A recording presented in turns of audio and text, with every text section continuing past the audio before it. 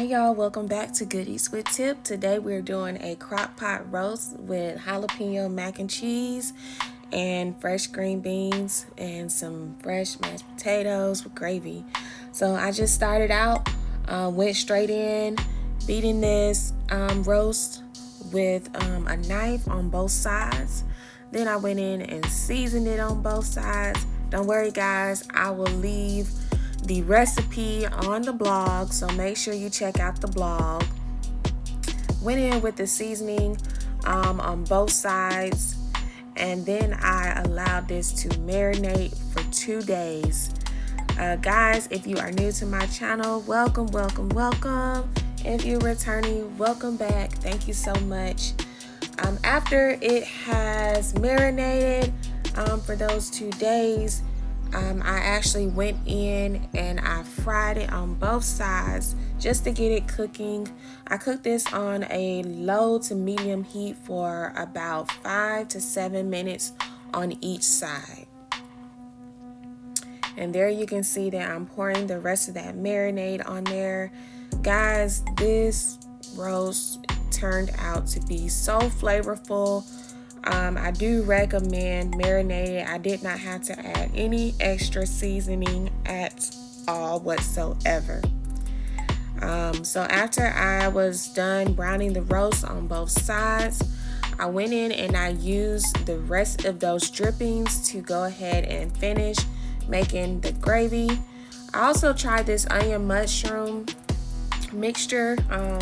Just wanted to try something different. This is definitely optional because I believe with the amount of seasoning or the way that I seasoned the roast, it did not need too much of anything else. So this right here is totally optional, but it was still a great touch to it.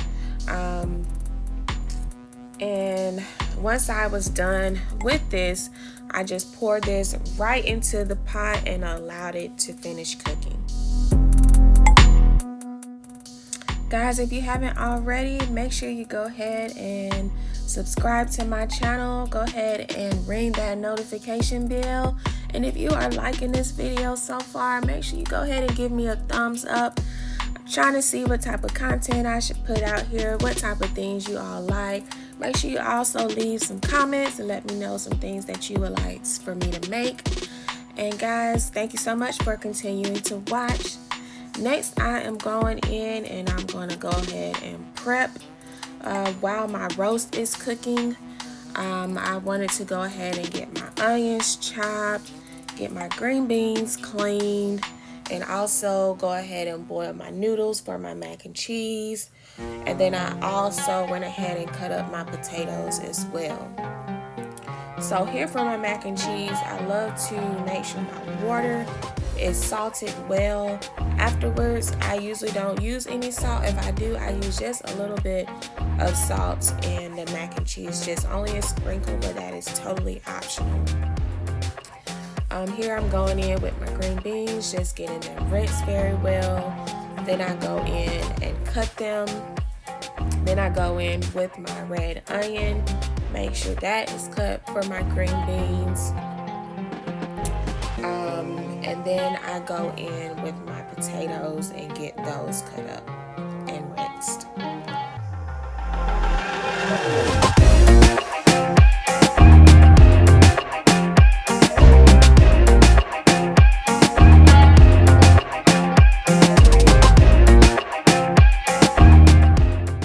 Okay guys, next I'm prepping for the mac and cheese. This is my first time doing a jalapeno mac and cheese.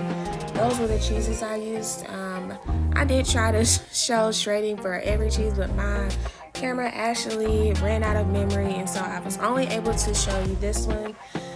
But I shredded all of the cheese that I had. This makes the mac and cheese to be much creamier. After my roast cooked for about 4 hours, I went in and added my onions to my roast because I still wanted them. I still wanted to taste my onions.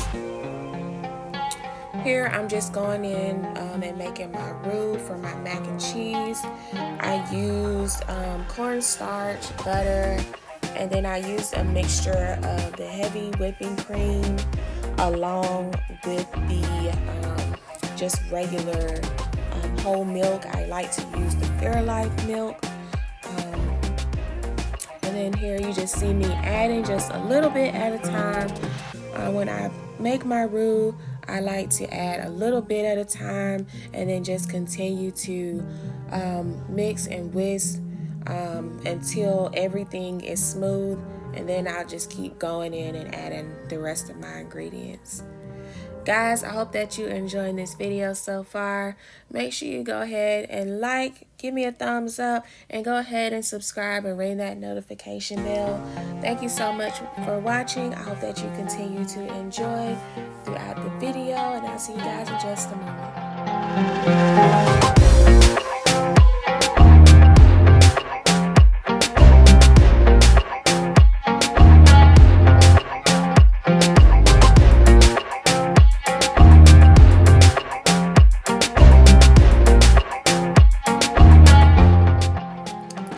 So the same as with my roux, once I get done with my roux, I like to go in and add my noodles just a little bit at a time because I don't want it to be dry.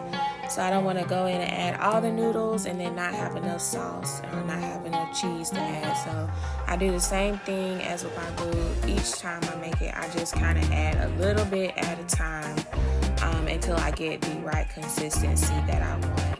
I did go in and add seasoning. It is totally optional because with the cheeses that I used, it already had enough seasoning. You can probably just add a little bit of pepper to it, but the sauce and the noodles had plenty of salt, and there was salt in the cheese as well.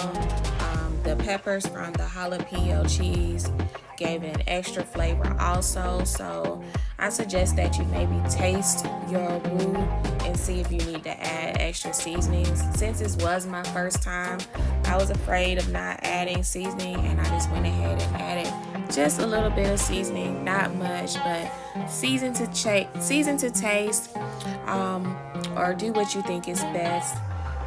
Here I'm going in, I just kind of layered my macaroni and cheese.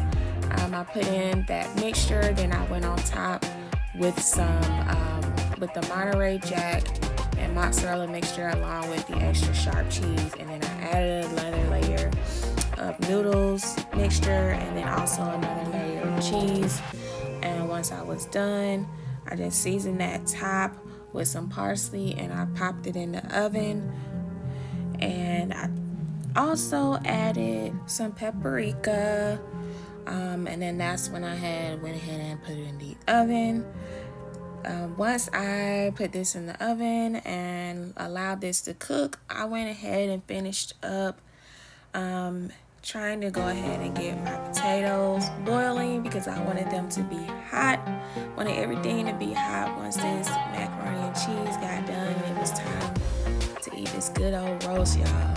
So next I'm going in with my onions. I just wanted to saute those before I added my green beans. Guys, this prep for all of this was so helpful. I didn't have to go and do all of this in between. Everything was ready. All I had to do was add it to the pot and cook it. So make sure you prep before you get started with your cooking. It makes everything so much easier. So after I sauteed my onions, I went in and sauteed my green beans, added me some seasonings, and once I get it sauteed, then I'll go ahead and add just a little bit of butter. And once I get this cooking and sauteed, I go ahead and add water to it. I like to add the water just to try to cover the top, and then I'll allow it to cook down. And then once that water has pretty much cooked down all the way, they're done. And I still like my green beans to have a little bit of crunch. With that crunch, it allows me to still have the flavor and not to be too mushy or anything. But guys, look at this mac and cheese. And so my potatoes are done now. I'm just going in and mashing it. I added some heavy whipping cream and just a little bit of that regular milk, and went in with just some salt and pepper. I did not put too much salt in it because my roast was very flavorful, and the juices and gravy that was created from that was very flavorful also. I I did not have to add any additional seasoning, guys. Okay, so here is the roast. As you can see, it is tender now. It is pulling apart just with me trying to pick it up. It is just falling off the fork. It is just falling apart. And look at all the juice that it made. Guys, this was so good and so flavorful. I did want to thicken my juice up a little bit because I wanted to have more of like a gravy type. So that's why I went in with a little bit of flour, and I just used the juice from the roast and added it to the flour instead of having to add extra seasonings. And since that was already seasoned, I added that to the flour just to create my thickening.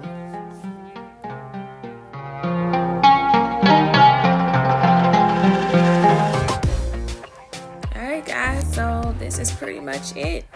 This mac and cheese turned out good. Everything turned out good. Everything was so delicious. I hope that you guys enjoyed this video. Make sure you definitely share, like, and subscribe. I am excited to bring you more content. I thank you guys so much for watching, and I will see you next time.